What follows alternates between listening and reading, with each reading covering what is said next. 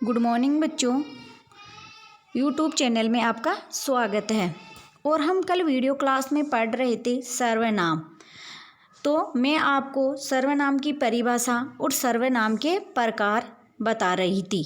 जो अपन सर्वनाम के प्रकारों में एक सबसे पहला उसका प्रकार पुरुषवाचक सर्वनाम पढ़ चुके थे।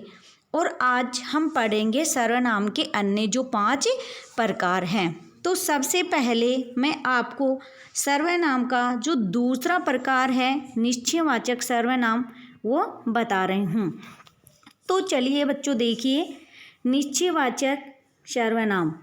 निश्चयवाचक सर्वनाम की परिभाषा है सर्वनाम के जिस रूप से हमें किसी बात या वस्तु का निश्चित रूप से बोध होता है उसे हम क्या कहते हैं? निश्चयवाचक सर्वनाम कहते हैं।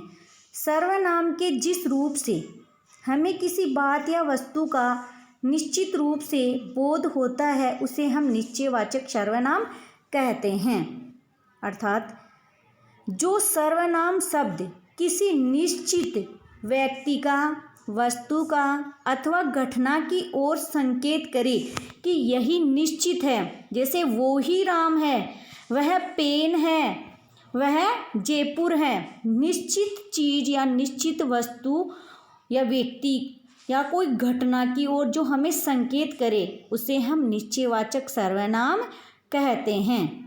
देखिए, जैसे यह कलम है, वह मोहन है, ये पुस्तकें हैं, वे गायें हैं। ये क्या है? निश्चित। मैं कह रही हूँ जैसे किसी निश्चित चीज का हमें बोध होता है। देखिए, एक और बता रही हूँ मैं। जैसे पास की वस्तु के लिए यह कोई नया काम नहीं है। जैसे अपन पढ़ रहे हैं तो उसके लिए बोल सकते हैं कि यह कोई नया काम नहीं है। और अपन किसी दूर की वस्तु के लिए क्या बोलेंगे कि रोटी मत खाओ क्योंकि वह रोटी जली हुई है। दूर की वस्तु के लिए बोल रहे हैं कि रोटी मत खाओ क्योंकि वह रोटी जली हुई है। और जैसे किसी पास की वस्तु के लिए मैं बोलती हूँ कि यह कोई नया काम नहीं है जो हम अभी कर रहे हैं। जैसे मैं कहती हूँ यह मेरी पुस्तक फट गई है, यह पुस्तक फटी हुई निश्चित है। जैसे वह गाय खड़ी है, दूर की वस्तु के लिए बोल रही हूँ कि वह गाय खड़ी है। पास की वस्तु के लिए बोल रही हूँ जैसे यह टेबल रखी हुई है, ये बहुत सारे पेन हैं। पास की वस्तु के लिए।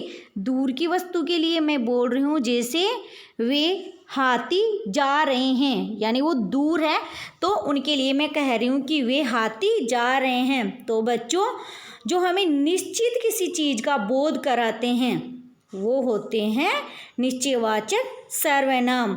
पास की वस्तु के लिए यह और दूर की वस्तु के लिए वह। यह है, वह है, ये हैं, वे हैं। ये क्या है? निश्चयवाचक सर्वनाम। अब हम देखते हैं इसी का अपोजिट, इसका विपरीत, बिल्कुल उल्टा।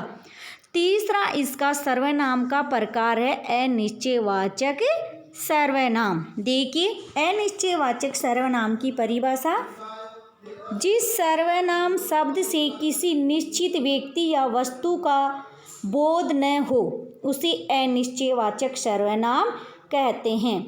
जिस सर्वनाम शब्द से किसी निश्चित व्यक्ति या वस्तु का बोध न हो उसे हम अनिश्चयवाचक सर्वनाम कहते हैं। देखिए, कोई, कुछ, किसी आदि। कोई, कुछ, किसी आदि। फिर से एक बार मैं इसकी परिभाषा है वो रिपीट कर रही हूँ। देखिए, जिस सर्वनाम शब्द से किसी निश्चित व्यक्ति का या वस्तु का हमें बोध नहीं होता है। निश्चयवाचक में तो क्या होता है? निश्चित व्यक्ति और वस्तु का बोध होता है, लेकिन उसका अपोजिट यानी उसका विपरीत इसमें होता है कि जिस सर्वनाम शब्द से किसी निश्चित व्यक्ति या वस्तु का बोध हमें नहीं हो उसे हम अनिश्चयवाचक सर्वनाम कहते हैं। जैसे कोई, कुछ, किसी आदि। क्या? कोई, कुछ, किसी आदि। ये क्या है? अनिश्चयवाचक सर्वनाम शब्द। जैसे मैं कुछ उदाहरण इसमें आपको बता रही हूँ। उसने कुछ नहीं खाया, कोई ऐसा नहीं जो जा सके, किसी से लेकर आओ। उसने कुछ नहीं खाया। अब हमें क्या पता है कि किसने, यानी कुछ भी नहीं खाया उसने, यानी थोड़ा सा भी उसने कुछ भी नहीं खाया है। कोई ऐसा नहीं, यानी ऐसा कोई भी नहीं है जो यहाँ से जा सकता है, यानी किसी एक पर्सनल के लिए नहीं, व्यक्तिगत रूप से किसी के लिए नहीं बोला जा रहा है, ये बोला जा रहा है सबके लिए कि कोई भी यहाँ ऐसा नहीं है जो यहाँ ऐसे बाहर जा सकता है।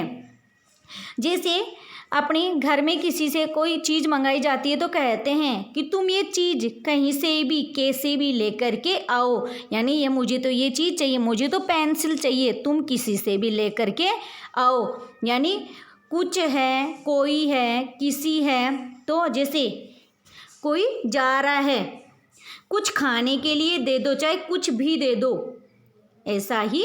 तो किसी ने मुझे कहा, अब किसने कहा मुझे नहीं पता किसने कहा, तो ये होते हैं कोई, कुछ, किसी, अनिश्चयवाचक सर्वनाम। अब देखिए मैं आपको बता रही हूँ सर्वनाम का जो चौथा प्रकार है वो है संबंधवाचक सर्वनाम। और हमें इसके नाम से ही हमें ज्ञात हो रहा है कि जिसका जिसके साथ संबंध होता है, यानी संबंधवाचक सर्वनाम का नाम सुनते ही हमें ये बोध हो रहा है कि जहाँ संबंध होता है वहाँ संबंधवाचक सर्वनाम होता है। तो चलिए देखते हैं इसकी परिभाषा।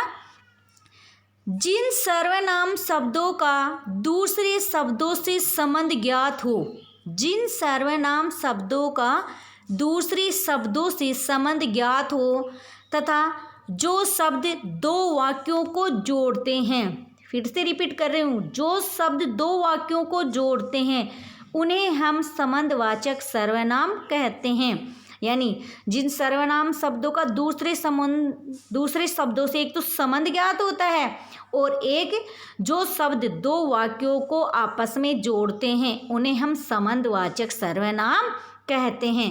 देखिए बच्चों, कुछ शब्द हैं जो, जिसकी, जो, जिसने, जैसा, वैसा, यानी अपन कहते हैं जैसी करनी वैसी भरनी, आम बोलचाल का अपना शब्द है।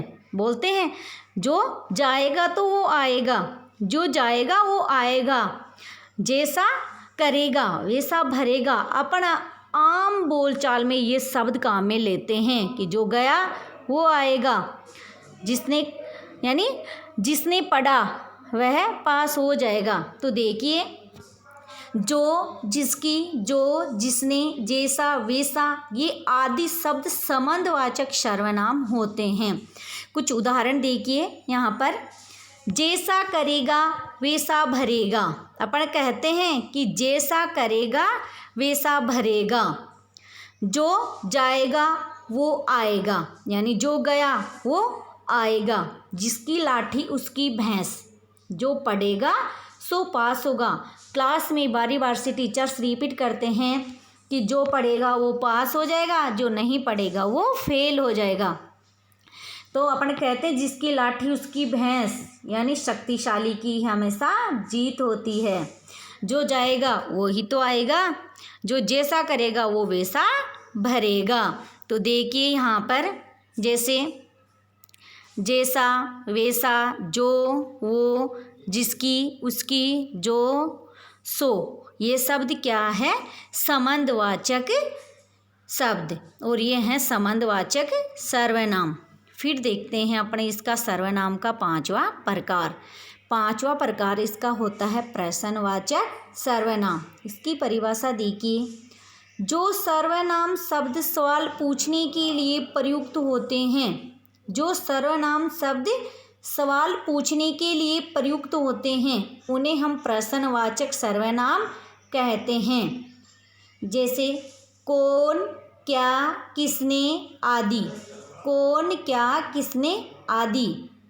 जैसे अपन कहते हैं दरवाजे पर कौन खड़ा है, यानी कोई दरवाज़ा अपना खड़खड़ाता है तो मम्मी अंदर से आवाज़ लगाती है, देखना दरवाजे पर कौन है। अपन को नहीं पता है कि बाहर कौन खड़ा है, बोला जाता है। इसी प्रकार से तुम क्या खा रहे हो। जैसे कोई कुछ खा रहा है तो अपन उसको पूछते हैं कि तुम क्या खा रहे हो। यह किसने कहा है। कोई कुछ आकर के कहता है तो अपन कहते हैं कि ये किसने कहा है। वह कौन जा रहा है, वहाँ पर क्या रखा है, किसने बताया है, कौन आया है, कौन जा रहा है, क्या खा रहे हो, क्या पढ़ा रहे हो, क्या बोल रहे हो, किसने बताया, किसने कहा, किससे लेके आए। ये शब्द होते हैं प्रश्नवाचक सर्वनाम। कौन, क्या, किसने आदि। तो यहाँ पर देखिए, जैसे कौन, क्या, किसने, ये हैं प्रश्नवाचक सर्वनाम। आगे देखिए, इसका सर्वनाम का जो छठा प्रकार है वो है निजवाचक सर्वनाम। निज के नाम से ही हमें ज्ञात हो रहा है कि निज यानी खुद का, स्वयं का, अपना। इसकी परिभाषा देखिए निजवाचक सर्वनाम की। जिन सर्वनाम शब्दों का प्रयोग कर्ता के साथ, जिन सर्वनाम शब्दों का प्रयोग कर्ता के साथ अपनेपन का ज्ञान कराने के लिए किया जाए उन्हें निजवाचक सर्वनाम कहते हैं। फिर से एक बार मैं इसकी परिभाषा रिपीट कर रही हूँ। जिन सर्वनाम शब्दों का प्रयोग कर्ता के साथ अपनेपन का ज्ञान कराने के लिए किया जाए उन्हें हम निजवाचक सर्वनाम कहते हैं। एक सरल शब्दों में और देखिए इसकी परिभाषा। निज का अर्थ होता है अपना और वाचक का अर्थ होता है ज्ञान कराने वाला। निज का अर्थ होता है अपना और वाचक का अर्थ होता है ज्ञान कराने वाला। अर्थात निजवाचक का पूरा अर्थ हुआ अपनेपन का ज्ञान कराना, अपनेपन का ज्ञान कराना। फिर से रिपीट कर रही हूँ, निजवाचक का अर्थ क्या हुआ, अपनेपन का ज्ञान कराने वाला। फिर देखिए, आप शब्द का प्रयोग पुरुषवाचक सर्वनाम तथा निजवाचक सर्वनाम दोनों सर्वनामों में होता है। यहाँ ध्यान रखने योग्य बात है कि आप शब्द का प्रयोग पुरुषवाचक सर्वनाम, उत्तम, मध्यम और अन्य पुरुषवाचक के तीनों रूपों में और निजवाचक सर्वनाम इन दोनों सर्वनामों में होता है। फिर से रिपीट कर रही हूँ कि पुरुषवाचक के रूप उत्तम पुरुष, मध्यम पुरुष और अन्य पुरुष तीनों में तथा निजवाचक सर्वनाम इन दोनों में आपका प्रयोग होता है। देखिए कुछ उदाहरण है। आप कल स्कूल नहीं गए थे। आप कल स्कूल नहीं गए थे यानी मध्यम पुरुष आ गया ना पुरुषवाचक सर्वनाम का, कि आप कल स्कूल नहीं गए थे। किसके लिए बोला जा रहा है, कोई वक्ता है वो श्रोता को बोल रहा है यानी मध्यम पुरुष को बोला जा रहा है। तो मैंने कहा था कि पुरुषवाचक और निजवाचक सर्वनाम दोनों में आपका प्रयोग होता है। जैसे मैं खुद ही चला जाऊंगा, निजवाचक हो गया मैं खुद ही। मैंने स्वयं ही लिखा है, मैं अपने आप ही बना लूँगा। मैं खुद ही पढ़ लूँगा, मैं खुद ही देख लूँगा, मैं अपने आप खा लूँगा। अपन बोलते हैं जैसे में खुद के लिए बोला जाता है, अपने आप का बोध कराया जाता है, तो पुरुषवाचक में भी अपने आप का बोध करवाया जा रहा है। जैसे उसको आदर सूचक शब्द से बोला जा रहा है कि आप कल दफ्तर नहीं गए, आप कल खाना नहीं खाए, आप कब आ रहे हो, किसी से पूछा जा रहा है। तो यहाँ पर है आदर सूचक शब्द यानी पुरुषवाचक सर्वनाम में भी इसका प्रयोग हो रहा है आपका, और निजवाचक सर्वनाम में भी क्या हो रहा है, आपका प्रयोग हो रहा है। फिर से मैं एक बार इसको देखो यहाँ पर रिपीट कर देती हूँ। जैसे आप, मैं खुद ही, मैंने स्वयं ही, इस प्रकार से ये क्या है, निजवाचक सर्वनाम। धन्यवाद बच्चों। अपना सर्वनाम का जो टॉपिक है वो यहीं पर समाप्त होता है। अगर फिर भी किसी प्रकार की कोई इसमें त्रुटि हो या गलती हो तो क्षमा करना। धन्यवाद वीडियो क्लास देखने के लिए।